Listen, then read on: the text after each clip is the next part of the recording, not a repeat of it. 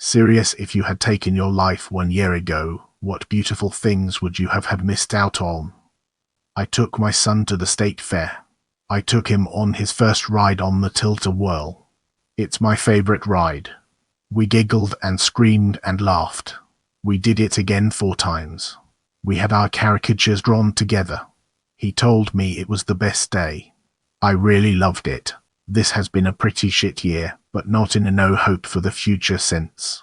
Parents have been ill, work has sucked, and an ex who I'm still on friendly terms with had an awful family tragedy. I wouldn't have missed much yet, but I'd miss out on the better times to come. Hey guys, much like you, I love reading people's stories on Ask Reddit. Unfortunately, there's a lot of weird middle school level, just thought experiment type hypotheticals like nice try Baskin Robbins. I don't find this compelling, so that's why I've made it my mission to trawl and crawl through Ask Reddit and find the very best content and put it in your ears. That's why I'm begging you, like and subscribe. If there's anything I can do to help you out, give you the kind of content that you crave to help you get through your workday, let me know in a comment. But please like and subscribe. My brother did last June, and he missed out on Kingdom Hearts III, the next entry in his favorite video game franchise that he waited for since 2006. I bought it and I played it on his behalf, but I suck at it. My brother was also a massive Toronto Raptors and basketball fan, and my mother and I watched the finals and had no idea what to feel when they won. That's the stuff that really gets you. The stuff you knew your loved one would have shit their pants with excitement on. My advice for anyone going through depression: you can always die later. You are going to die someday. The world will make sure of it, so you don't need to take on the anxiety and burden of ending your own life. But you can only live right now. So, why not stick around for a few decides and see what happens? Procrastinating death is the best use of the skill, honestly. Nobody can tell you procrastination is a negative quality if it's what keeps you alive. It gives me comfort to know that I don't have to be here or do this forever. It gives me comfort to know that I don't have to take my death into my own hands. I've suffered from depression and crippling anxiety for about 12 years myself. And what keeps me going? It's the little things. I always pick something, anything to look forward to. A new show or movie. A new game. I follow tennis and enjoy that. Vacations or visits from family members. Family is everything, and the little things that you like make up who you are, and no one can tell you your interests are small or worthless. Because you like them and they make you happy, and that's good enough. So just keep looking for the next thing to look forward to, and hold on tight no matter how strong the winds of depression become. Don't let go. You can weather the storm as long as you maintain hope that tomorrow can be better than today. Meeting a lot of new friends, that, keeping my friend from doing suicide, keeping that same friend and believing her when there are major rumors that aren't fair being spread about her. The mom is the reason for he almost doing suicide. She puts her through verbal abuse. The rumors are still going on, and it heard a lot about them from her friends who do believe her. It's being spread by a girl who was a good friend of ours, but her and my friend got into an argument. Long post at the bottom. Was suicidal for a long time, still have the thought on a daily basis, but finding ways to cope. This last year has been a roller coaster. January, I dropped out of first year of university in a forensic science program due to inability to afford university education even after OSAP. I started working minimum wage general labor jobs to support myself and family, which is in major debt. In May, I found a non-profit organization that gave basic 3-month IT certification program.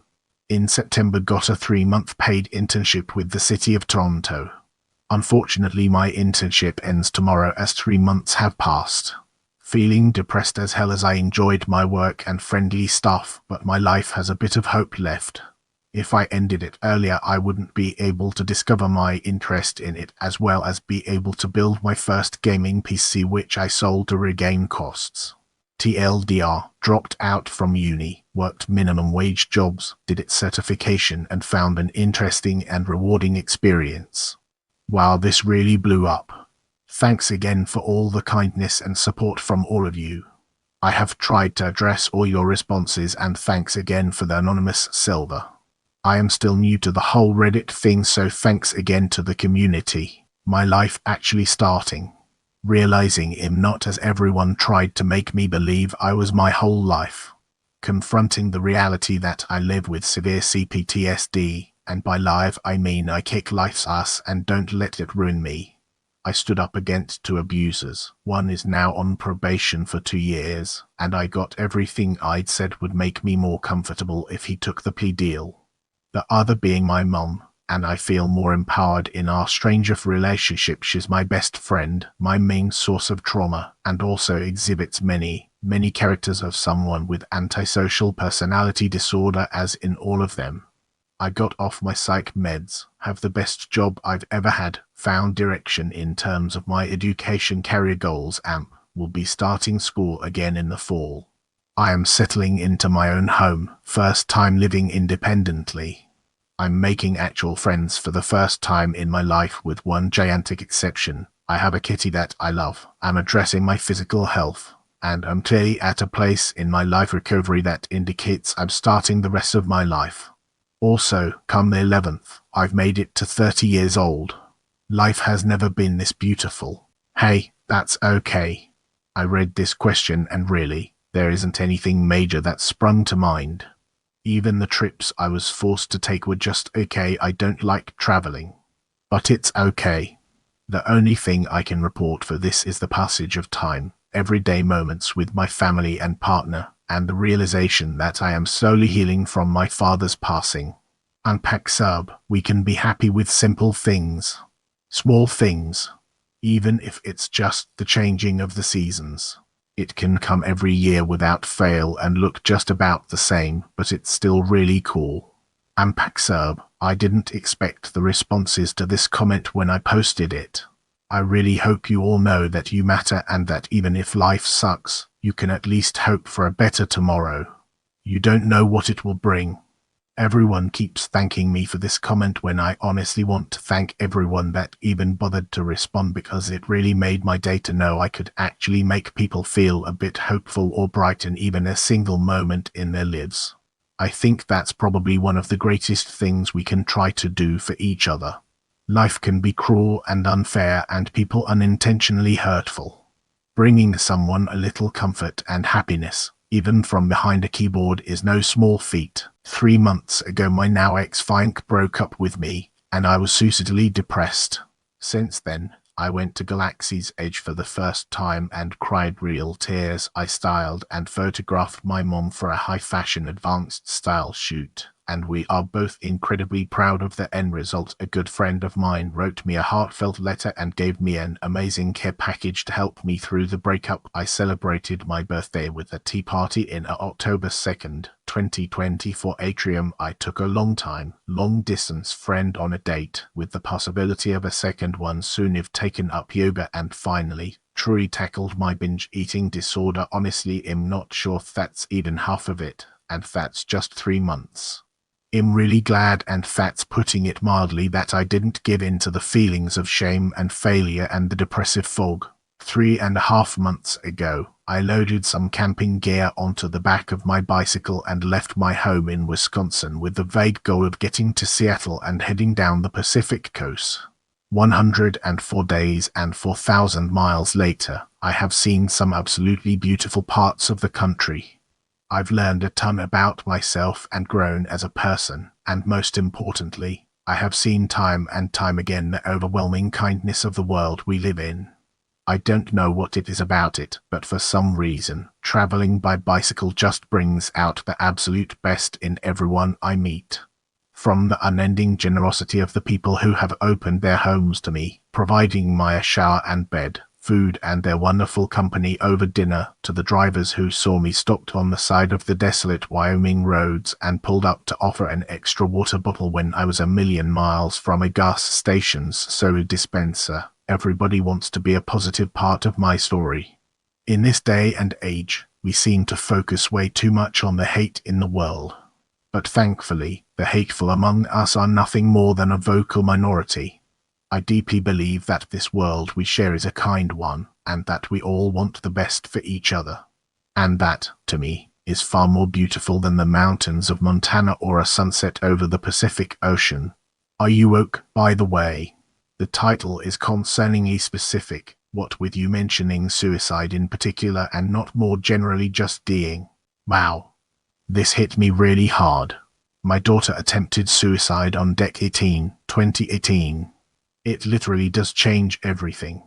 The thought of having to live without her is unfathomable. Every single day since then has been beautiful, a gift. Even the bad days, and there have been quite a few, all beautiful.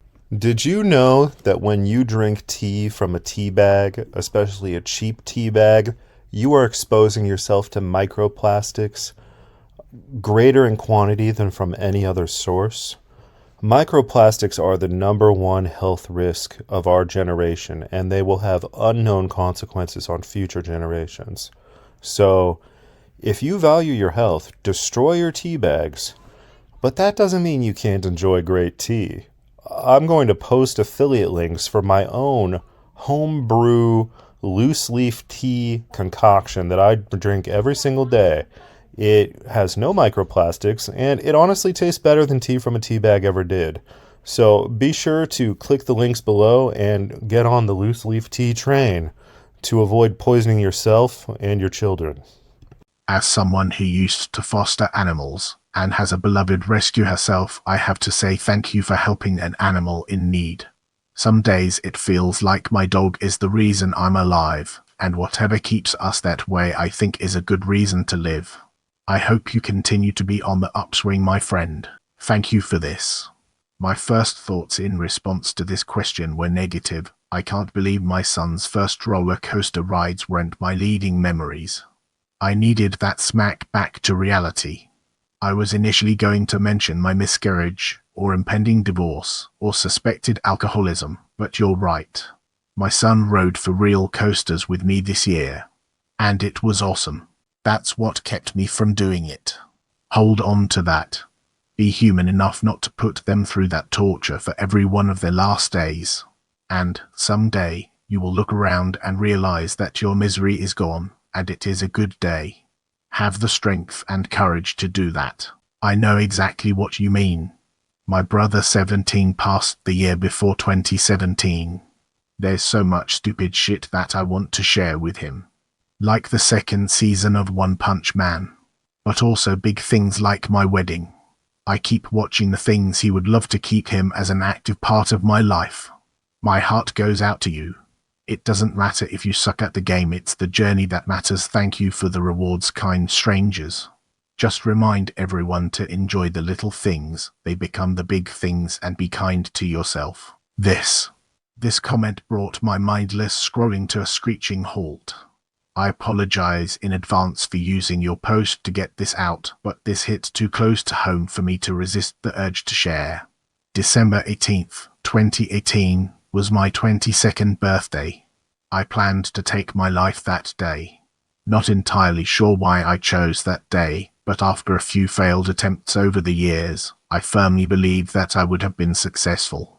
I woke up that morning feeling off. Called out of work, stayed in bed. Something in me told me to take a pregnancy test. I to this day cannot understand how or why my brain came up with that. But I did it.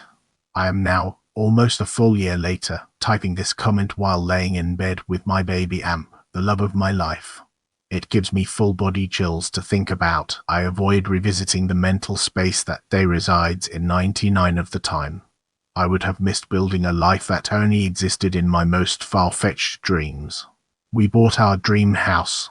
My so took an amazing job opportunity that basically fell from the sky. I'm so beyond lucky to be staying home and raising the most magical little human I've ever met. I found purpose. I found peace. It felt true love and happiness that I never believed existed.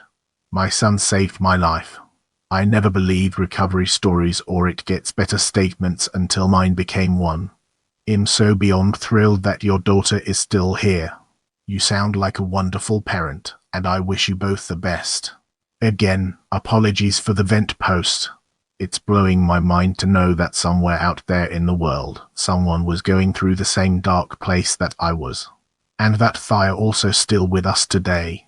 Give her a hug for me if that's her sort of thing, and let her know that a random internet stranger is cheering for her. Edit to add, thank you for silver, kind stranger. Not a huge Reddit user, so I kinda just fired this comment off into the void to get it off my chest. I didn't expect it to hit home for so many people.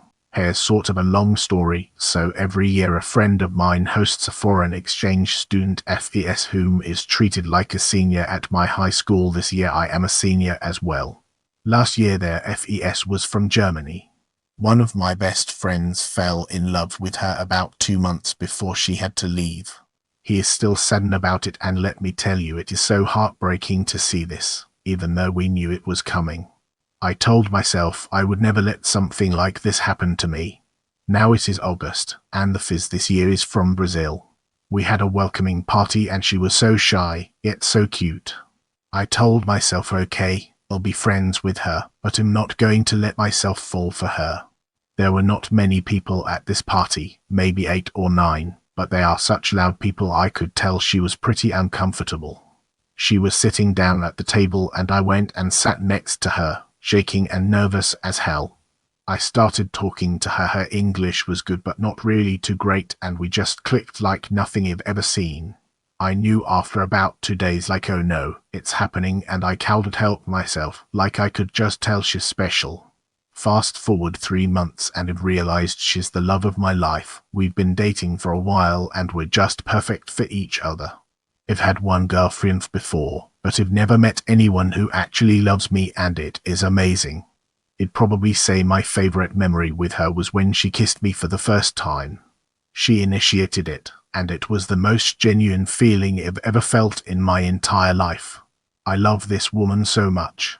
We plan to keep this going when she goes back home, but that's still 7 months away, so we're just enjoying it while it lasts. She may come to college in America, but who knows? It's so early, but like I want to spend the rest of my life with her. I can't imagine meeting someone else who appreciates me like she does. It's crazy.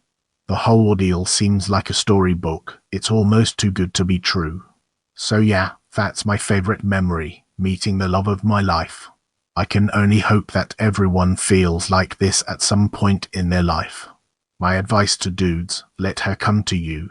If she really likes you, you will know it, no doubt about it. If you need an ear about the alcohol, I'm your girl. Feel free to PM me. I went through this in the past year, too. I'm sober and happier than I've ever been as an adult previously, which is my answer. I would have missed getting sober, something I never thought would be possible. I knew my life was over when I had nothing to look forward to in summer and fall anymore. It was over the summer before my sophomore year of high school, but it took me over a decade to realize that this is where my life ended. When I finished my freshman year, I felt like I had a life. By Christmas of that year, my life was essentially over, and I've had nothing at all good in my life since. Summer before that used to be beautiful and amazing, and I had fun and friends and family and sports and beautiful memories. After, there was nothing, and I spent every summer since alone with no one wanting anything to do with me. It used to feel so beautiful and bittersweet when I was a kid growing up, having an amazing summer, having to say goodbye, and then starting another year and chapter of my life in the fall when school started. It was like a whole new beginning with excitement and new people, places, and things, and I'll never forget that crisp fall air that heralded the end of summer and the beginning of the fall. I used to love those Fridays after school let out where everybody just sort of knew and felt that they were going to have fun with friends and sports on the weekend. I used to love getting out of school and just watching the leaves be swept by the wind all over the place. Now, as an adult with childhood and the happy days of my life firmly in my rearview, I come close to crying during those limited days in fall when the leaves blow around on lawns and on the streets that I drive up and down. It's the only good and happy feeling and memory I can experience of fall now that I'm older and now that my family, friends, sports, and school are all ruined and are gone for good and horribly tainted in my memory. If and when I kill myself, these days and memories and seasons will probably be what I hate leaving behind the most. That and all the loose ends in my life. Killing yourself is accepting that everything you ever were and ever did never meant anything or much of anything to anybody. At least that's how it is with me. Sitting on the beach or out on the deck at a beach house in the summer, or sitting outside on my porch during the fall and feeling the crisp breeze is so easy each year, but it doesn't make me happy anymore like it used to. Instead, it crushes me with sadness because in those moments my life is still so bad and I'm so angry beyond words and so doomed. I wish more than anything I could just relive the only good days and moments of my life again when I was a kid and before my whole world was basically destroyed forever at 15 years and 9 months old. That was when my life began to fall off a cliff forever. Hey, I won't pretend I know what you've been through, but I can definitely tell you're in pain. While I haven't experienced what you have, I can relate to some of the feelings.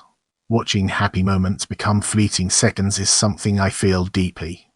There's an existentialism to that concept that truly paralyzes me with wonder, albeit heart-wrenching. I do want to encourage you. Something that I've learned as an 30-something-year-old is that change is more all-encompassing than we sometimes think. We as humans tend to build our expectations based on what we know. The problem with this is that sometimes what we know is a limited set of data. For example, in my life, a year or so ago I was happily employed as a team leader managing a distributed team of top world development talent taking on Google contracts. I worked from home and had a daughter on the way.